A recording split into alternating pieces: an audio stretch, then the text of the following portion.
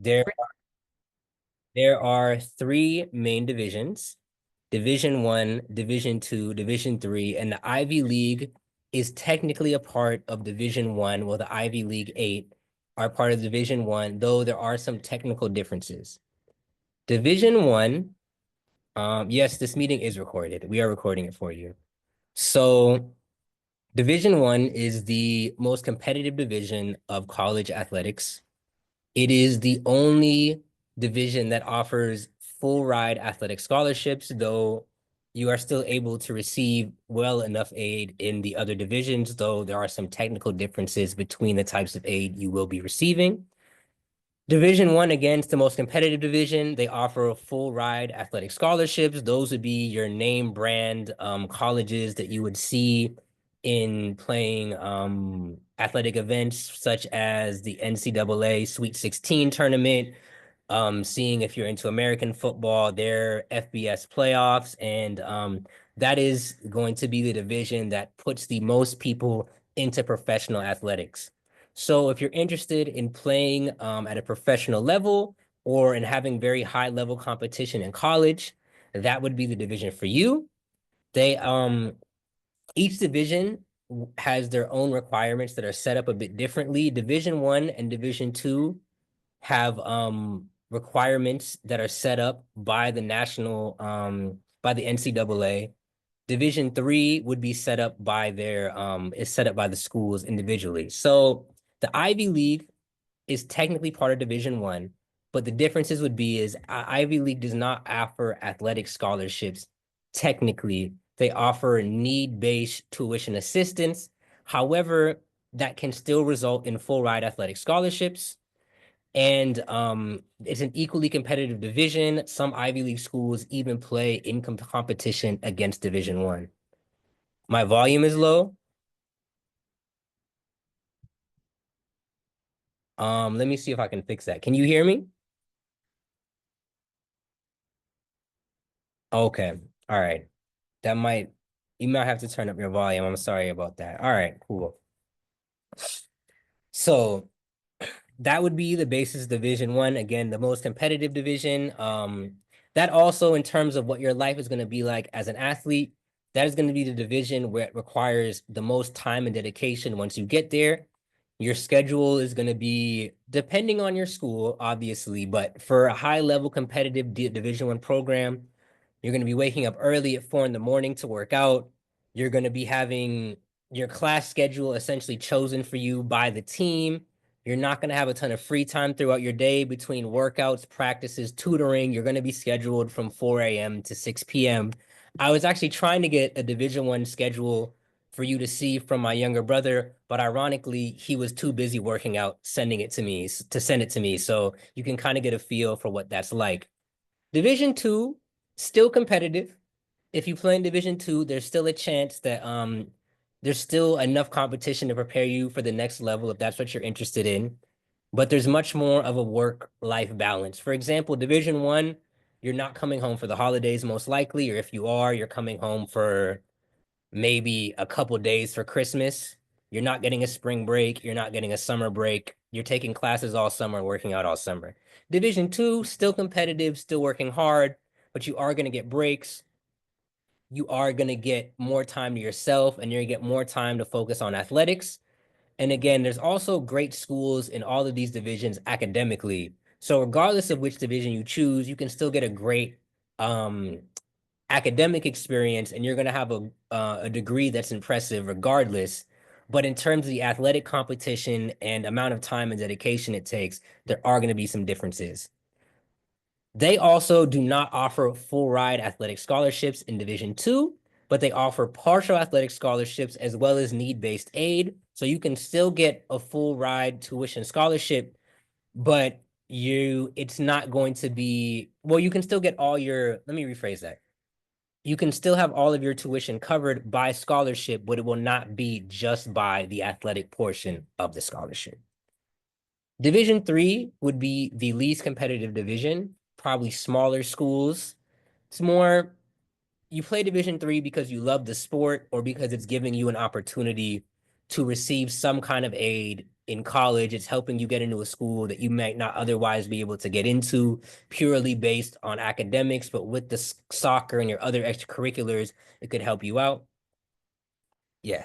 So Division three, their standards for recruitment are set by the school. So that would mean Division One and Division Two, the NCAA sets the standards for recruitment. In Division Three, each of the schools sets their own recruiting standards. So if you're interested in Division Three schools, you have to check with each school to see what their standards are. So that's going to require a little bit more work on your part if you're interested in those kind of schools. They also do not offer any kind of athletic scholarship, but still offer need-based aid, which for your purposes an athlete still means that you can get a full ride. It just will not be in the form of an athletic scholarship. Technically, the same way an Ivy League is not going to technically give you an athletic scholarship, but they could still cover your full tuition and costs. The third, the third or the fourth option, my bad, would be NIAA, which is actually a different division of college athletics that has their own set of standards and rules. They also offer scholarships, but they're not part of the NCAA. And it's basically similar to D2 and D3. All the schools are setting their own, I believe, are setting their own standards or are being set by the NIAA, but you can still get scholarships of some kind, whether they be athletic or whether they be academic or need based, and you can still play competitive sports at a collegiate level. It's just a different division and it's not set up in the NCAA. So when you think about things like national tournaments, such as like the Sweet 16, for example, of basketball or playoffs and stuff like that, you're not necessarily going to be in those name brand type of athletic tournaments or maybe televised games and those kind of things. But as if you are just interested in playing collegiate soccer, they're a great option for you. I think I covered everything right there. If you have any questions, we can get to them at the end. So to the next part, do you want to be a professional student athlete, which is kind of what we talked about. And we talked about Division One and the differences between the divisions. NCAA, you for Division One, that is your job. Your job is playing soccer. You can't have another job. You're actually like not allowed to with some of the new the name is escaping me. Some of the new rulings they're having where they're allowing people to make money from sports. There is a little bit more wiggle room, but for all intents and purposes, Division One sports is your life. Again, you're scheduled in all day. For example, of some people I know, you're waking up at 4 a.m. to work out. Then you're probably going to wake up, go to have breakfast in the athletic dining hall with only other athletes. Then you're going to go to your first classes.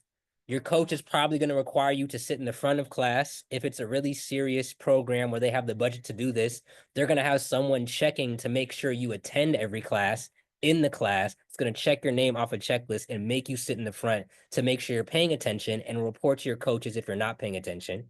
You then probably go to lunch at the athletic dining hall. Then after lunch, probably have another class, a scheduled tutoring session. Then you'll probably have, which is also required to go to at least for your first couple of years. Then you're probably going to have a workout or a practice of some kind that's going to go till the evening. You're going to have another dinner with your team at the athletic dining hall, and then you're going to go back to your dorms, which is the other athletes. So for a Division One athlete, if you're someone who wants to be a professional athlete or just loves soccer, wants to eat, sleep, drink soccer, that's a great lifestyle for you. If you're someone who's looking again for a work balance, who's interested in extracurriculars, if you want to be part of, the rocketry club, if you want to be in the school play, if you want to go to the Caribbean Student Association because you miss home, if that's something you might be interested in college, a Division Two or Division Three, where there's more work-life balance, is probably more for you. Because as we're saying, Division One is extremely demanding. And also, as we're saying here, what level are you looking at? Ask your coach about your potential. You want to be realistic about yourself for your recruitment abilities. There's some schools where if you don't feel like you're the top cream of the crop, it's probably tough to tell yourself the truth, but you might be more interested at looking at a smaller Division One or a bigger Division Two. And also, if you actually want to play, how early you want to play. Are you comfortable sitting on the bench for a couple years, or do you want to get in the game immediately? Are you willing to be behind guys who might be better than you, might be stronger, faster than you, and work up and build up? Because if you're going to a top Division I program, they're extremely competitive, and even if you have the ability to play in your third or fourth years, you might still have to sit on the bench in your first or second years.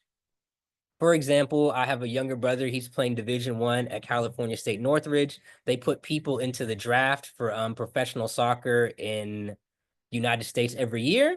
And he actually was getting recruited by some professional teams in Europe straight out of high school. And he still had to sit on the bench for a portion of his first season there, and then started rotating in and sharing a spot with the senior player because he had been there longer and been more developed. So Division I, even if you have the potential to be a professional athlete, you may still have to sit on the bench behind someone who is just as good as you, who's a few years older. So these are questions you're going to want to ask yourself about what exactly am I getting into? What am I ready for? And what do I want out of my college experience? How much do I want my college to be about soccer?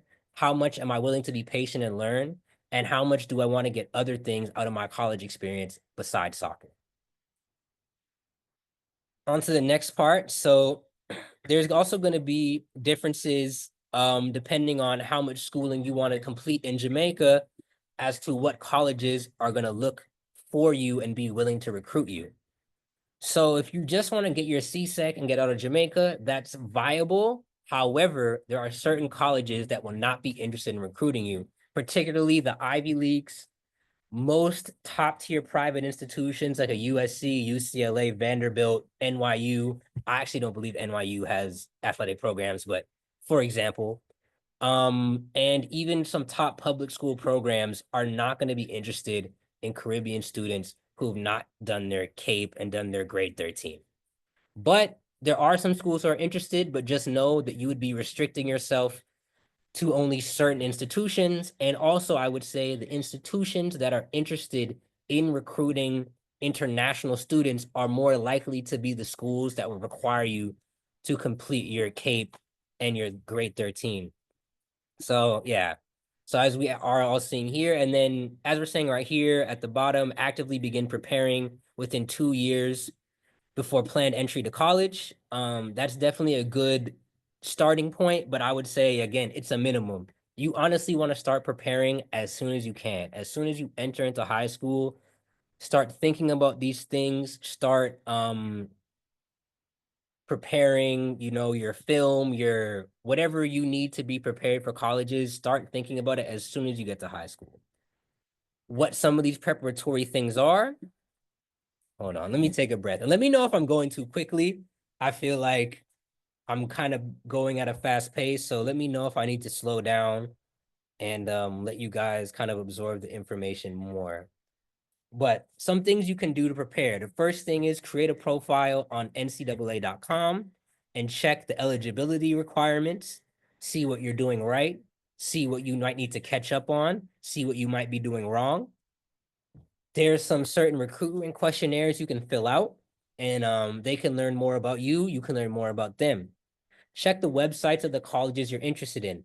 Do they normally recruit international students? Who's their head coach? Who are their assistant coaches? How many scholarships do they typically offer? For example, in the States, a lot of time American football and basketball takes up a lot of scholarships. Certain colleges, even they might have soccer programs, but they might not give scholarships because they're giving all their scholarships to football, American football, basketball, baseball. For example, there's two universities in the main universities in the city I went to college in or university in, USC and UCLA. UCLA does international recruiting for soccer. They have students from all over the world, Germany, the Caribbean, South America. They offer full ride athletic scholarships. USC, the university I went to, we're really, really big in American football and basketball. We didn't even have a men's soccer team because they didn't even feel like they wanted to dedicate the resources to that. So before you get too invested in a university, make sure that they have a team. And if you want to get a scholarship, make sure that they offer athletic scholarships, because within the United States, some universities only have women's teams or they may not have a team at all because they're dedicating their money towards money making sports, which would mostly be Division I football and basketball. Um, what you can also learn from their websites is, do they have tournaments in which you can, if you have the funds to do so, come to the US and even, try out for these coaches before um what was I trying to say? Try out for these coaches at these various tournaments that they're holding, whether they be at the school, whether they're going to be visiting tournaments put on by Adidas or Nike or Puma or other things like that. So you can actually meet these coaches in person, and so they can get to know your face and get to know your name. Because as much as your highlight reel and your academics are important, FaceTime is also valuable too. And that doesn't just apply to Division I athletic recruitments. If you have the funds and the ability to visit these colleges in person, they track all of this. Coaches track this, the general college counseling and academic offices track this, and all the individual programs track this. So if you want to study, let's say, business at Yale and play soccer, if you can go to Yale, meet with the soccer coach, meet with go to some kind of academic open student day, and then talk to someone at the business school, they're going to track all of that and they will remember that. Or even if Yale is having a college fair in Miami and you want to go fly to Miami for a day, again, if you have the funds and the ability to do so, this can be greatly beneficial for you, whether it be in athletics or in college in general. So visit the website, see what's available to you, and interface with these people as much as you possibly can. It all matters. It obviously, your play is one of the most important things, but your academics and your face time are equally important.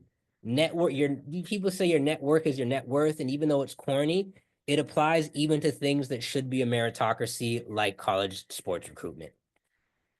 Create a highlight reel and continue to develop. Your highlight reel is going to be important.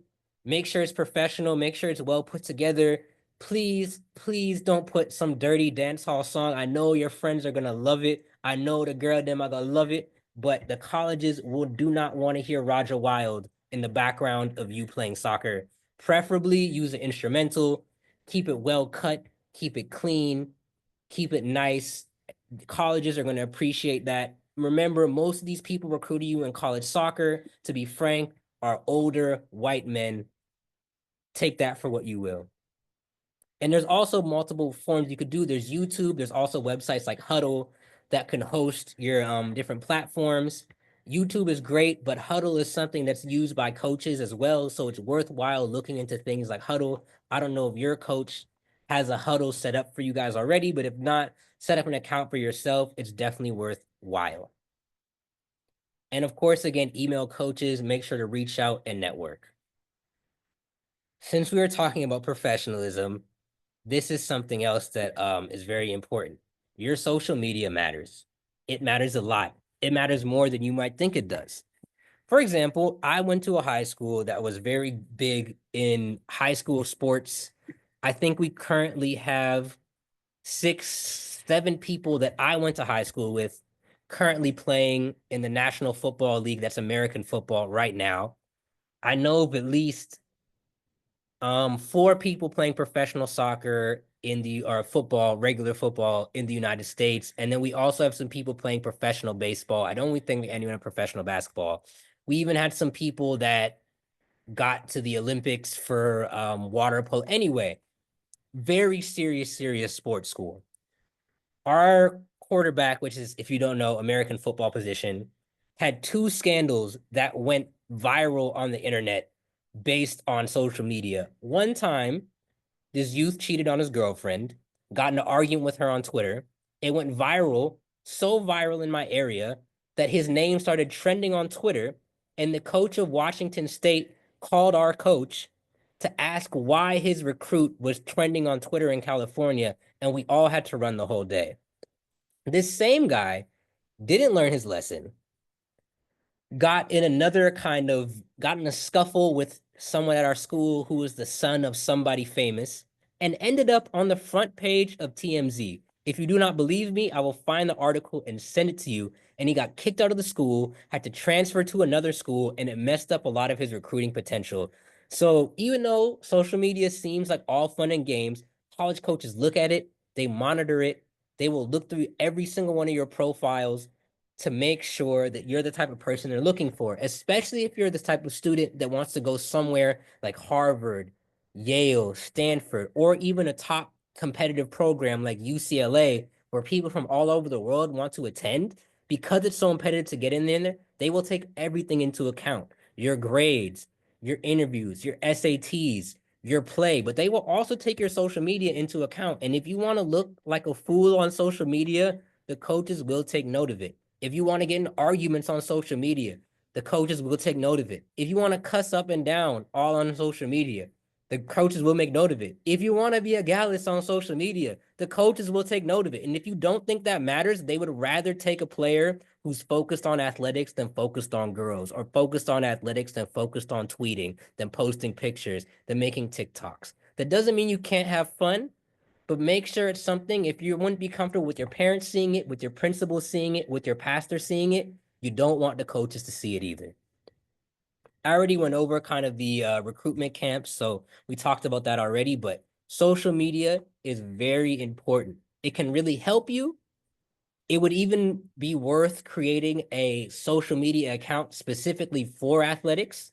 And then maybe if you want to have a private account for your friends, and you can post whatever you, that's not my business what you post with your friends, but keep it private, keep it locked, make sure it's private and locked, and whatever's on your public accounts, because your public accounts can also help you. If you get an offer, for example, post that you got the offer. Other college coaches will see that you got an offer, which is like colleges will send you offer letters. I'm not sure how well versed you are in this, but colleges will send you offer letters. Once you get an official offer from a college, post about it. Some of these colleges actually have graphic designers that specialize in making stuff for your posts, so you can talk about the fact you're getting recruited by them. Other colleges will see this and it will raise your recruitment profile. But if they're looking at your offers and they scroll down and see some foolishness, it's gonna take away from it. So social media is what you make it. It can help you a lot, it can hinder you a lot. Take it seriously. So targeted college lists. Clarify your interests, as we talked about before, to make sure that it's a good fit. Does it work for you? Do you work for them? And there's a lot of things to consider, especially as an international student. The United States, the UK, Canada, they're very different from Jamaica. You are going to be a minority unless you're attending a historically black college at HBCU. You're going to be a minority on your campus. You're going to want to make sure that, especially the way America is right now, that, and even the UK towards immigrants, you're going to want to make sure that you're going onto a college campus where you're going to feel comfortable, you're going to feel safe, you're going to feel accepted. Outside of the academics, do they have the program that I want to study? Do I feel like this degree is going to help me further my career? Do I feel like me and this coach and I are going to get along? Do I feel like this coach is going to help me achieve my goals? Would I feel comfortable being coached by this type of person? Is this coach even going to be here when I get recruited, or are they going to fire him or her soon? But also on top of that, will I, as a Jamaican student, feel comfortable on this campus? Will I be able to enjoy it? Will I be accepted here? Will I fit in here? Or is it going to be a struggle for me? A lot of people don't think about that before they go to universities. And sometimes it works out for them great. They get lucky. And sometimes they might end up regretting their college choice depending on who they are as a person, and also what the environment of the school is like. You're also going to make sure that you have the academics to attend the universities that you want to go to. If you're interested in some of these Ivy League or top universities, it's going to be very helpful to have good academics and good SAT scores. It matters. I know that for for example, there's kind of this stereotype in American football or basketball that the athletes are dumb and yada yada yada. And yes, if you're God's gift to earth for soccer, maybe you can get away with not having the strongest academic profile, but it's still gonna hurt you. For example, again, my high school, very, very into Division I athletics.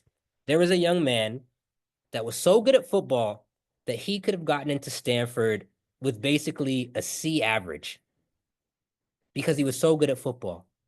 But he messed around so much, maybe it was a B average or something. It was way below what Stanford's entry standards were. But because he had so many extracurricular problems, because he didn't pay attention enough, he still missed the things that Stanford wanted him to do. And he ended up getting a lot of his offers pulled because he started with a strong GPA. He seemed like he had all his potential. But once colleges found out he was unserious and he didn't continue keeping his grades at where they wanted them, even though they were making an exception for him because he was so great, he still ended up getting most of his offers pulled and ended up playing for the University of Arizona, which is not a bad school, but it's not Stanford and it's not Notre Dame and it's not Harvard, which were all things he could have done if he had stayed locked in and focused. So even if you're the greatest thing to ever play soccer, it's still going to benefit you to take these things seriously, especially because if you happen to be in an extremely competitive year, there might be someone else who's just as good as you who has good grades. And maybe they're only trying to take 6 international students, and there's some kid in Germany that has the greatest grades of all time, and there's some kid in Ghana that has the greatest grades of all time. And maybe you're just as good as them, but you wanted to think that you could get away with just coasting by on your natural talent. It might not go that way. So you want to make sure that you're giving yourself every opportunity to have every opportunity. Ensure that the school awards both athletic and academic scholarships to international students. This is important because even if you were to get, for example, a full ride athletic scholarship, if you're able to receive an academic scholarship, that can go towards things like housing. You might not want to live in the athletic dorms the whole time. Your academic scholarship, they might just give you, sometimes it has to go to specific things. Sometimes they just give you the money and that can go towards to being your spending money in college. Because again, if you're Division 1, you can't have a job. So if you have a full ride and then have an athletic scholarship on top of that, that might be money towards nicer housing, to better food, to other things that could improve your quality of life on campus. And make sure to also look into there's also scholarships that you can apply to, which are also important. There's scholarships for Black students, for Caribbean students, for all kinds of different various specialities in identity, in studies. So go see what each college offers. You can get a lot of money besides just your athletic scholarship, and you can make your college experience a lot more comfortable and a lot less financially stressful, both for you and your family, depending on what the school offers. So that's very important to look at and know what you qualify for. And again, completing CAPE gives you more options for full ride scholarships. It's going to open more universities up to you. It's going to open up more scholarships to you. It's going to open up a whole new world for you. I will say, at the university I attended, I remember I went to the American schooling system, as you can tell by my extremely American accent. Um, most of the Caribbean students at my university were much older than me because we finished school at 18 years old and go to college. There's no option. You just go to the 12th grade and you go. And I remember almost every single Caribbean student that I met that was my year was at least 1 to 2 years older than me. So CAPE is very important. There was no students on my campus without CAPE that I met. I was the Caribbean Student Association. Everyone that was my year was older than me. And so here's an example of what the American grading system is. And there's actually a website that's going to compare, because the NCAA, all their standards are in the American grading system if you go on their website. But there you can go see what your grades as a Jamaican student would transition to as an American student. So you can look at the standards of your college, university choice, and compare and see what your grades would mean in the American system. For example, A minus, B plus, et cetera, and see how it's stacking up here to C second CAPE. So this is all going to be important to look at, know how to transition it. So you can see how you're doing in comparison to both the NCAA standards and the university standards. Because remember, a lot of these more competitive universities, the NCAA standard is the bare minimum. Stanford, Harvard, UCLA, they're going to want you to be well above the standard because they, as a university, are well above the standard. So take a good look at it, screenshot it, we can also I can maybe try to find this and send this in the chat for you to look at the link later on. But let's give you a little time, take your screenshots, see what that means for you. And then using football to get in the non-recruitment route. Even if not being officially recruited, strong academic leadership in football pro squads can grant admissions to scholarships and demonstrate walk-on potential. Again, even if you're not being officially recruited or getting a scholarship, doing well in soccer along with your football, along with your grades, can help you get into universities that you may not otherwise be able to get into. Or even if you're not good enough to necessarily get a full ride scholarship, it can still allow you to get into the university and walk on, which means that you're on the team. You're just not on an athletic scholarship on the team. That still means you can qualify for academic scholarships, for artistic scholarships, for all kinds of things, whatever your other talents might be, whether it's school, drawing, painting, music. The more talents and extracurriculars that you have, the more money you qualify for, and the more interested these universities are. If you like to volunteer and feed the homeless, that will help you get into college. If you like to raise money and, go give it to whatever, or animals or the rainforest or something, that's going to help you get into college. If you like to, whatever it is you like to do, if it's something different, if you're helping people, if you're developing a skill, a talent, if you're on the debate team, if you're on, if you play drums, whatever it is, this is all going to complement both your soccer recruitment, which sounds counterintuitive, but it will, because a lot of these top universities, again, if they have to choose between a guy that all he does is play soccer and has bad grades, and a guy that's just as good and has a bunch of extracurriculars and does all this amazing stuff for the community and plays the harp and whatever, they're going to choose the well-rounded guy. Because again, the university has GPA standards to maintain. They have all these other things, pressures that are put on the coaches by the university to pick the best students overall. So regardless of whether you're getting a scholarship or not, everything that you do, soccer and otherwise, is going to contribute to you getting getting accepted into the university and being given money by the university. And also, if you walk on, you're more likely you can get a scholarship later on. There's lots of people who walk on to teams. I actually have a friend that this happened. He played American football at UCLA. He got injured his senior year or his final year of high school. So, but he was really good, so they gave him a walk-on spot. He did a great job as a walk-on. The coaches loved him. He did everything he needed to do. In his third year of university, they granted him a scholarship. So he started off being a walk-on.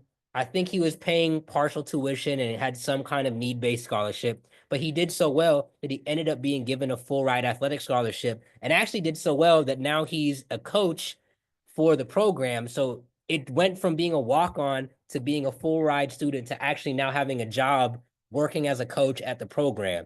So remember to stick with it and keep your head in the game, because doing a good job now, even though you might not get what you want right now, it might turn to something better later on. So, yes. And now I'm going to turn it over to Miss Brianna to talk about the SAT. And if you have any further questions to me, I can answer them at the end of this presentation. I know it was a lot. Oh, my bad. To Isabel, my bad, to talk about the SAT. If you have any further questions, I can talk about at the end. I know I've been yapping for a while now, so Isabel, take it away. I'm gonna turn mine. Also, would you like to keep to do the screen share, or should I just keep sharing my screen? You can keep sharing your screen and I can just let you know when to switch slides. If that's okay with you. Okay, so hello everyone. My name is Isabel. As Spencer had said, a little bit about me. I'm a junior, so that's a third year at Princeton University. So that's one of the Ivy Leagues that Spencer was mentioning at the beginning. I'm majoring in molecular biology. And I'm an AIM graduate. I always forget the year that I technically graduated, and I think it's 2022. or it could be December 2021, I'm not sure. But I went to Campion, so I was raised in Jamaica, and I took the SAT 3 times before I actually applied to colleges. So I like to say that I am well versed in the topic. I've been teaching with AIM for 5 years now. I was a TA for the first 2 years, and I became an English tutor in the last three. So I teach the verbal classes for the AIM SAT program that we have. Um, yeah, outside of school, I guess I love to dance. That's something interesting about me. I'm in 2 dance groups at Princeton. So a little bit about the SAT. And I just had to look this up because I didn't remember what the actual name for the SAT was, but it's called the Scholastic Aptitude Test. I don't expect anyone to know what that is for real. Everyone knows it as the SAT. Um, but it's a standardized test that colleges use for admission and scholarship purposes. So as of, I want to say 2 or 3 years ago, so right at the tail end of COVID, many colleges started going test optional, basically meaning you don't 100% need it to apply to the colleges. So before it was mandatory, you had to take the SAT to get into a college. Now you don't need it to apply. And many college advisors have different perspectives on what that means. AIM is always going to say sit the SAT, and I'm always going to say sit the SAT. It's never going to hurt you at the end of the day. Doing it is not going to hurt you. The only thing it can do is boost your application. And what the example that I like to use is, if a college is looking at 2 students, both of them have the same GPA, the same classes taken, the same extracurricular activities, the same level essays, the same level application, but one student has the SAT, they're gonna choose the one with the SAT score. And some colleges will deny that, but at the end of the day, it can be a deciding factor. So AIM will always recommend that you take the SAT. And if we go on to the next slide, we can look at more about what taking the SAT actually looks like. So Spencer, can you go to the next slide for me? So a little bit about that. I can also pull it up here. So most students will take the SAT 3 times. I took it 3 times, like I said. The first time for me was definitely more of a test run. I took the classes and I still put in 100% of my effort, but it was the first time that I've ever done standardized testing. I wasn't really familiar with it. AIM had helped a lot with the practice, and I got a very reasonable score, I would say, for my first try. But I knew that I could do better. Nicole also knew that I could do better, so I went in for another time and I got a significantly better score, but I still said I can do more for this, especially considering the schools that I wanted to apply to. Now you have to remember, when I was applying, there was no test optional. You had to submit your SAT scores. So everyone applying was submitting their SAT scores. And then I went in a third time, and that's when I got my max score, and I went ahead with those. Now, the reason why most college advisors, especially AIM, will recommend that you take the SAT definitely more than once, but most likely 3 times, is because College Board is the organization that facilitates the SAT. So that's what you're going to do the SAT through. They allow you to do something called super scoring, which means you do the SAT however many times you do, and they will take your highest math score and your highest English score and combine those, and that will be the score that you submit. And I should have mentioned the SAT is 2 sections, one math and one verbal. It's called evidence-based reading and writing, but it's like comprehension and grammar. So that's what super scoring is. I didn't need to super score because it just turned out that my last SAT that I did, I got the max score for both of them. But many students, and I recommend that many students that I teach as well, utilize super scoring, because if you start the SAT and you do really well in math, the next time you sit it, you can still focus on the math and try and up that score if you need to, but you can um focus on the verbal side of it if that was lacking in the first place, and up your score overall. And that will make you have a more competitive score and it'll look better on your application. Um all right, so more on timeline things, and that's, I know, an issue. You can go back, sorry. More on timeline things, and that's an issue that many students have, figuring out when you need to start what, when you need to start looking at schools, things like that. So if you're going to start college in 2026, and that number is a little bit crazy to me because that's when I graduate, you should be taking our January class, which is the class that started for me yesterday. I just started teaching that class. There's still time to enroll. And if you're starting school in 2027, you should start with the July class. And all of the information should be on the AIM website there as well. But timeline wise, that's what you're looking at. And on the next slide, there's a little note for athletes. It says athletes should have a final SAT score by the summer before applications are due. So if you're applying in 2026, you should have your final SAT score by the end of summer 2025. So that's just a note specifically for the athletes.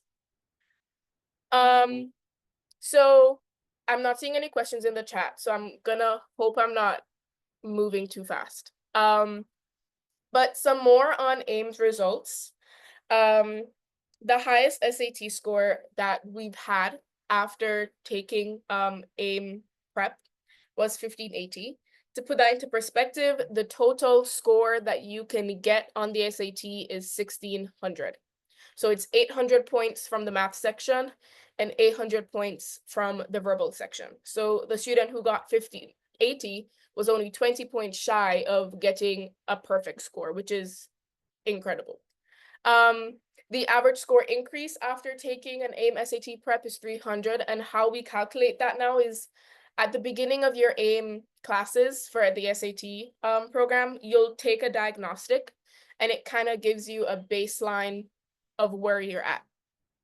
I'm not shy. I can say my diagnostic score, I think, was 1010, which, considering the schools I wanted to get into, wasn't the best score ever, but it was my baseline and I worked with that, and that kind of gave me an idea of how much work and how much effort I needed to put in if I wanted to see the best results. So that's the baseline, but how do we calculate the final score? And that final score is what you're getting on your actual exam.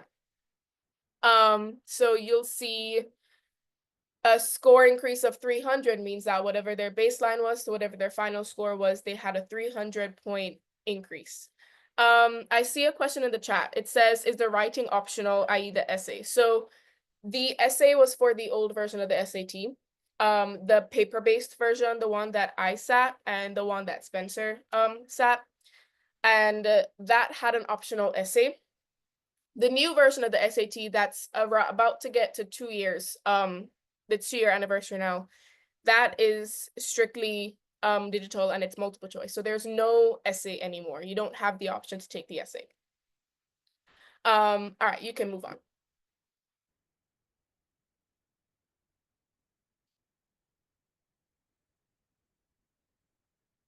And then finally, the last thing that I will be speaking on, I think, is College Gateway. So these are all of the, or not all of, but most of the programs that AIM offers. So obviously the SAT classes is what I just mentioned. It's an 8-week program. You can do group classes, which I teach. You'll do 3 hours for verbal, 3 hours for math every week, plus a 2-hour and 15-minute, 14-minute, I think, mock exam on Sundays. Or you can opt for one-on-one sessions. I also teach those along with most of the other tutors, and those are more personalized. It works for some students, it doesn't work for some students. You kind of just have to figure that out on your own.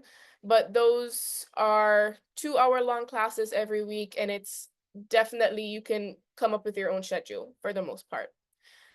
We also have our one-on-one college counselor meetings. This is definitely more attuned to the application side of it. So the SAT classes are more helping you up that SAT score. The college counselor meetings are going to help you more with um the next steps. So what do I need after I've done my SATs? You need to start working on your Common App essay. You need to start working on making a detailed college list, including the things that are important to you. So things that I included were location, school. I knew I wanted to study on the East Coast, so I wanted to make sure that the majority of the schools that I picked were on the East Coast. I knew that if I was going to be studying in the US, I needed a significant amount of aid. It's very expensive. It wasn't something that I could afford, so I knew could only apply um, to need based schools. So I'm looking at something in the chat.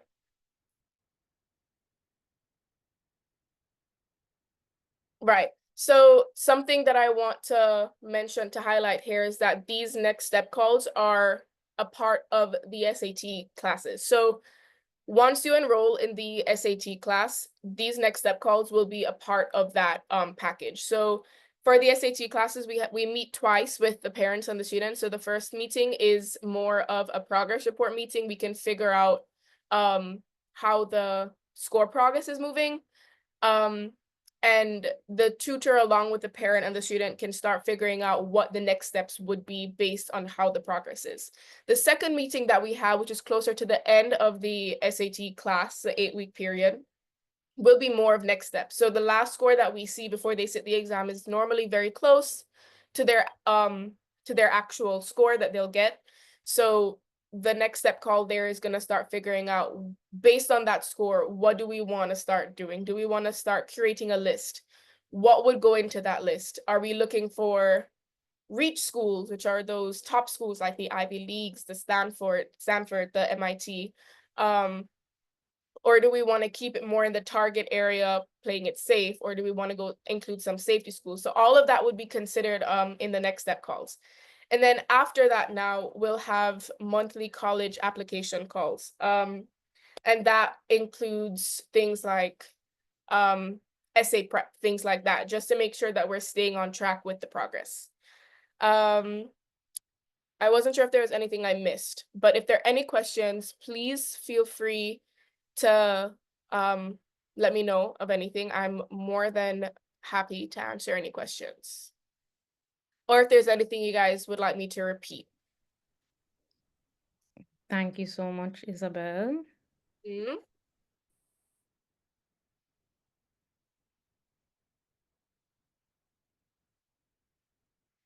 Okay, so I just want to be very, very clear. Hi, everyone. I'm Brianna Ellis, college counselor here at AIM. Let me pin myself. Hi, graduate of the University of Miami. I primarily work with students on the college counseling end. So you heard from athletics, you heard from one of our students who is now a tutor with us on the SAT side, and I am profile building. I'm the college counseling, the college list, helping students to understand what they want to study and get the applications together, essay work, all of that good stuff. And I just want to make clear that the College Gateway program, Isabel did an amazing job. Those next step one-on-one calls would be with a college counselor like myself or the tutors. And it is after you receive your SAT score. So after you get your SAT score, you get this one-on-one call to kind of, as Isabel said, what's next? How do we go about doing that? How can AIM help you in facilitating that? Do you need to take the SAT again? Are you satisfied with your score? That sort of thing. It's kind of a reflection. And you also get monthly college application calls. So we call our SAT class the College Gateways, because the reason is that we don't just prep you for the exam and then give you a score and then let you go. We make sure that we're facilitating calls before, even with students, with parents. We're facilitating calls after, and we really put the SAT score into context for all of our students. So today, I really want to encourage you to use our code to receive 15% off. It's KFA15 for you guys. And you can do that at aimonlineacademy.com/SAT class. And as we said, it's a college gateway. There's a lot more included than just the SAT class. You're also welcomed, or we invite you to book an initial consultation with, so I'm one of the counselors that you can book an initial consultation with. You can also book an initial consultation with our other counselors who all have just amazing profiles and a diverse range of experience, and their bios are on our website.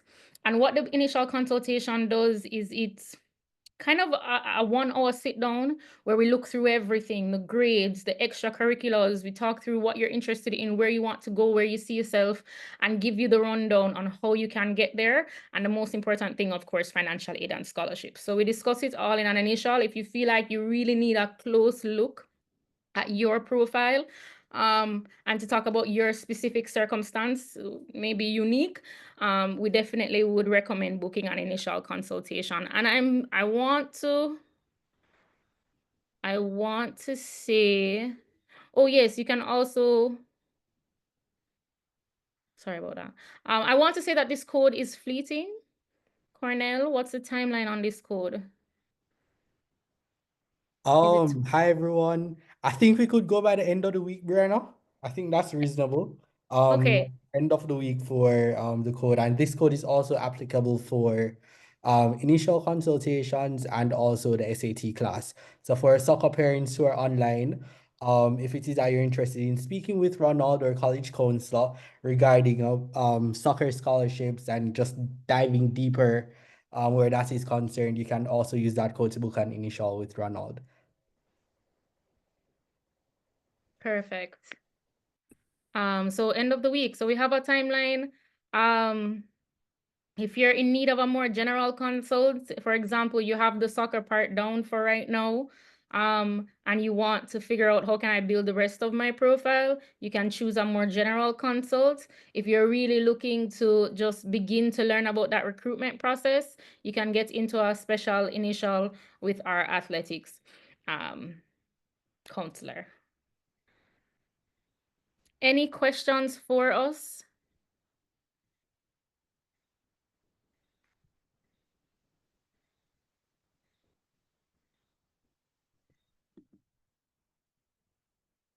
Remember that you can also WhatsApp that number, everyone. You can WhatsApp that number right here if you'd like some more details.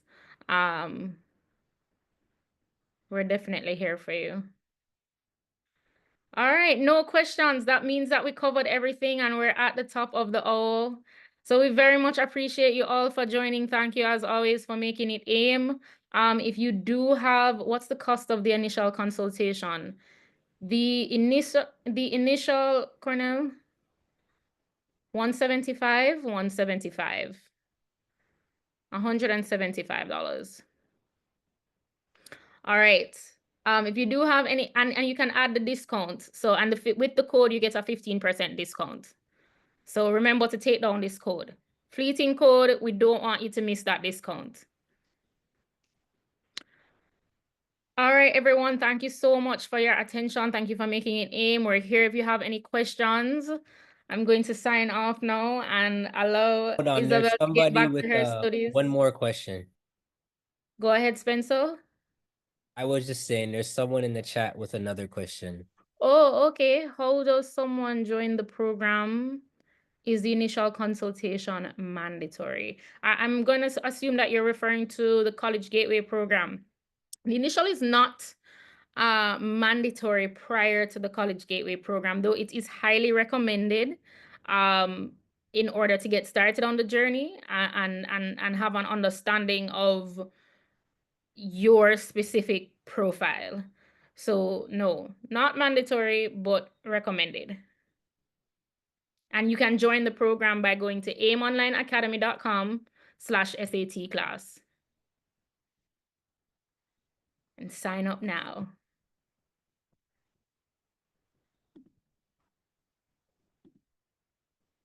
All right, thank you guys so much. Have a great night, everyone. Bye.